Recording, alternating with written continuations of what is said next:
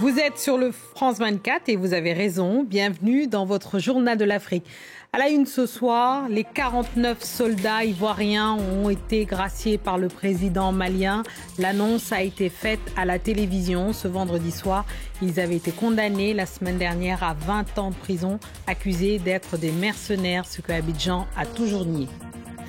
Les rebelles du M23 ont procédé à la remise officielle du camp militaire de Rumangabo. C'est la deuxième position que les rebelles libèrent, même si sur le terrain, ils poursuivent leurs avancées. Les précisions à suivre dès le début de ce journal. Et nous rendrons hommage au père du cinéma africain, Ousmane Sembène, aurait eu 100 ans cette année. L'écrivain et cinéaste sénégalais disparu en 2007 à l'âge de 84 ans a marqué les écrans avec des œuvres majeures, puissantes et accessibles. Tour d'horizon dans ce journal. Le gouvernement malien vient d'annoncer à la télévision nationale la grâce des 49 soldats ivoiriens qui avaient été, pour une partie, 46 d'entre eux, condamnés le 30 décembre dernier à 20 ans de prison et à 2 millions d'amendes. Les 3 soldats libérés en septembre avaient, elles, écopé de la peine de mort par contumace. Tous avaient été accusés d'être des mercenaires, alors qu'Abidjan affirme qu'ils étaient en mission pour les Nations Unies. On écoute le porte-parole du gouvernement malien. Son Excellence le colonel Assimi Goïta, président de la transition, chef de l'État, a accordé sa grâce avec remise totale de peine aux 49 Ivoiriens condamnés par la justice malienne. En cette circonstance, le gouvernement de la transition et le peuple malien remercient son Excellence le colonel Assimi Goïta, président de la transition, chef de l'État, pour ce geste. Le camp militaire de Rumangabo, situé dans l'est de la République démocratique du Congo, vient officiellement d'être remis à la force régionale de l'Afrique de l'Est. Il était considéré comme le plus grand camp de l'armée congolaise dans le Rutshuru, tombé aux mains des rebelles en novembre dernier.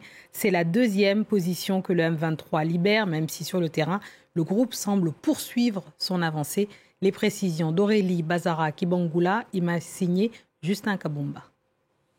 Rumangabo est désormais sous la supervision du commandement de la force est-africaine. Les tractations sur les modalités du retrait du M23 avaient duré plusieurs jours car Rumangabo, situé à une quarantaine de kilomètres de Goma, est une position stratégique. La localité abrite une importante base militaire des forces armées congolaises que le M23 avait conquise il y a plus de 2 mois. Pour la force régionale, ce retrait du groupe rebelle est un nouveau pas en avant dans l'application du cessez-le-feu décidé lors du mini-sommet de Luanda en novembre dernier. I would like to impress in all parties to the conflict. Je voudrais ici donc demander aux parties en conflit to join a ceasefire for the success of the process. De rejoindre le cessez-le-feu pour le succès du processus. There must be immediate cessation of hostilities. La cessation d'hostilités doit être immédiate. Against all civilians. Les hostilités contre les civils. They have nothing to do with the ongoing conflict. Qui n'ont rien à voir avec le conflit en cours. Ce retrait du M23 de Rumangabo intervient 2 semaines après un premier retrait, celui de Kibumba, une localité située à une vingtaine de kilomètres de Goma. Mais des sources locales affirment que des éléments du M23 y sont toujours visibles, ce que dément fermement le groupe rebelle. Ces retraits interviennent aussi alors que des combats sont toujours signalés entre le M23 et les forces armées congolaises, appuyées selon les experts des Nations Unies par plusieurs groupes armés locaux. Ces derniers jours, le M23 a pris le contrôle de Nyamilima, une localité située vers la frontière ougandaise. On passe au Gabon où la Cour constitutionnelle a dissous le bureau du Centre gabonais des élections. C'est l'institut chargé d'organiser des élections politiques dans le pays. L'arrêté de la Cour a été pris jeudi suite à la saisine par un parti d'opposition. C'est le parti Réagir qui a saisi la justice le 3 janvier pour demander sa dissolution. Ismaël Obiangze nous en dit plus. À presque 7 mois des élections générales au Gabon, l'opposition jubile et pour cause. Jeudi, la Cour constitutionnelle a dissous l'organe central chargé des scrutins à venir. Le pays prépare à la fois la présidentielle, les législatives, les municipales et les sénatoriales prévues courant août prochain. Mais sans un centre gabonais des élections reflétant la nouvelle configuration du paysage politique du pays, la mission paraît quasi impossible. À l'initiative de la saisine qui décapite le CGE, le parti réagit parle d'une bataille remportée. Nous sommes face ici à la totale incongruité du non-respect du gouvernement des décisions de la Cour constitutionnelle. La victoire de réagir aujourd'hui est une victoire de l'état de droit. Il faut simplement que nous appliquions l'état de droit. Nous resterons vigilants maintenant sur le processus de renouvellement de cet organe. Nous allons étudier avec nos amis de l'opposition comment engager ce processus et comment faire en sorte que nous soyons suffisamment bien représentés. Les membres du Centre gabonais des élections sont désignés à parité par le pouvoir et l'opposition. La Cour constitutionnelle exige désormais que le renouvellement de son bureau intervienne dans les 30 jours qui suivent la notification de sa décision. Du côté du parti au pouvoir, aucune réaction officielle jusqu'ici. Contacté par nos soins, notre demande d'interview est restée sans réponse. Élection toujours, mais au Sénégal. Là-bas, la bataille pour la présidentielle de 2024 fait rage. Parmi les candidats déclarés, Ousmane Sonko, premier opposant du pays, s'exprime sur notre antenne au micro de Marc Perelman et de Christophe Boisvouvier pour RFI. Écoutez-le évoquer notamment une éventuelle candidature de Macky Sall pour un 3e mandat. C'est dégradant qu'encore en Afrique, ces débats soient posés. Le Niger a donné l'exemple. Les gens doivent savoir qu'il y a une vie après la présidence de la République. La question de la durée des mandats n'a rien à voir avec la question de la limitation des mandats. Et nul ne peut faire 2 mandats consécutifs. Cette phrase qui figure dans l'article 27 de la Constitution a résumé la question. Le mandat est de 2 ans, renouvelable le mandat est de 5 ans, renouvelable une fois. C'est un élément de l'article 27. Nul ne peut faire 2 mandats constitutifs, c'est un autre élément de la Constitution. Donc, moralement, éthiquement, juridiquement, le président Macky Sall ne peut pas se présenter devant les Sénégalais pour vouloir faire un forcing qui, dans tous les cas, risque de nous conduire à une situation identique à celle de 2012. Allez, on passe au reste de l'actualité africaine, en bref et en images. Collision mortelle en Côte d'Ivoire entre 2 autocars, 14 morts et 73 blessés près de Yamoussoukro.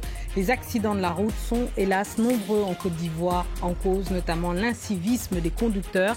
L'accident s'est produit en fin de matinée à la sortie de la capitale administrative. L'alerte a néanmoins été rapidement donnée.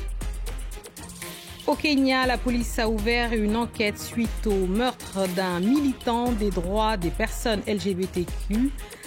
Edwin Chilobo était un designer et mannequin âgé de 25 ans. Ce mercredi, son corps a été retrouvé dans une malle sur le bas-de-côté de la route dans l'ouest du pays. Ce meurtre a suscité un tollé national. En Tunisie, la ministre du Commerce a été limogée par Kais Saïed. La décision a été rendue publique suite à la rencontre entre la chef du gouvernement et le président Saïed. Le pays est en proie à une crise économique alors que le taux d'inflation avait atteint les 10% au cours du mois de décembre dernier. Son nom résonne encore sur le continent tant son œuvre est immense. Ousmane Sembène aurait eu 100 ans. Le père du cinéma africain laisse une filmographie dense mais accessible. Il aura su raconter les tourments et aspirations de ses compatriotes comme personne avant lui. Laurent Bersécher nous dresse son portrait. Né en 1923 en Casamance, au sud du Sénégal, Ousmane Sembène grandit dans une famille de pêcheurs, mais s'y sent très vite à l'étroit. À 19 ans, il intègre un régiment de tirailleurs sénégalais et part combattre en Europe, une expérience qui marquera profondément sa vision du monde. En 1946, le jeune Ousmane embarque clandestinement pour Marseille, où il se fait embaucher comme docker. 10 ans plus tard, il signe son premier roman, Le Docker Noir. Après avoir publié plusieurs livres, Ousmane Sembène rentre en Afrique en 1960 et décide de se tourner vers le cinéma pour atteindre un public plus large.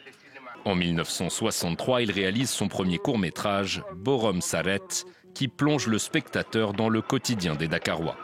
Et 3 ans plus tard, son premier long-métrage, La Noire 2 dresse un portrait sinistre des conditions des femmes de ménage africaines à l'époque coloniale. Je ne suis pas venu en France pour ça. Fort du succès du film, Ousmane Sembène enchaîne les tournages et réalise près d'une dizaine de longs et de courts métrages au cours des 20 prochaines années.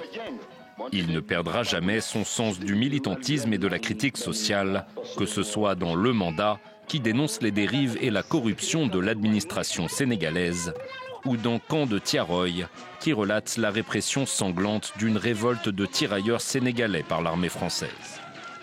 Récompensé de plusieurs prix et décoré de la Légion d'honneur, Ousmane Sembène s'éteint à Dakar en juin 2007. Et la Cinémathèque de Paris lui consacre une rétrospective de toute son œuvre jusqu'au 15 janvier. Et c'est ainsi que nous refermons cette édition du Journal de l'Afrique. Merci à tous ceux qui nous ont suivis, en particulier ceux de Ziguinchor à Cabrousse, en passant par Bignona. Restez avec nous car l'actualité continue sur France 24 et j'en profite pour présenter tous mes vœux de santé, de bonheur à tous pour cette nouvelle année.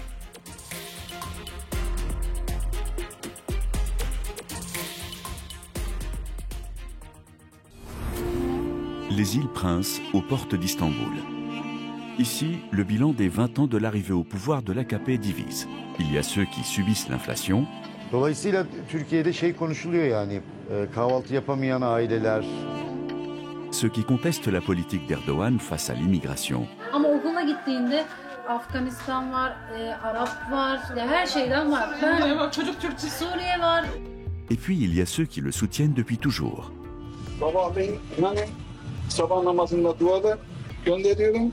Benim abimden ona ver. Bu gerçek. Pour le président, le vote de la jeunesse sera déterminant aux élections de juin 2023. Billet retour sur France 24 et france24.com.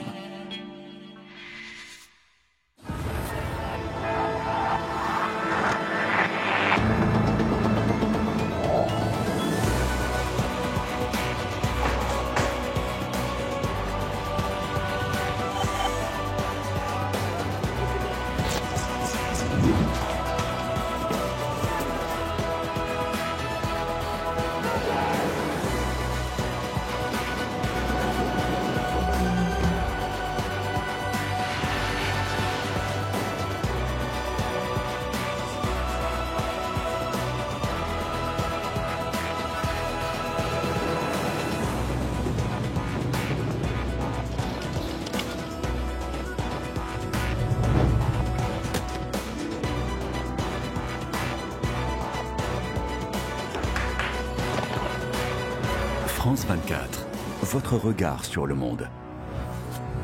Liberté, égalité, actualité.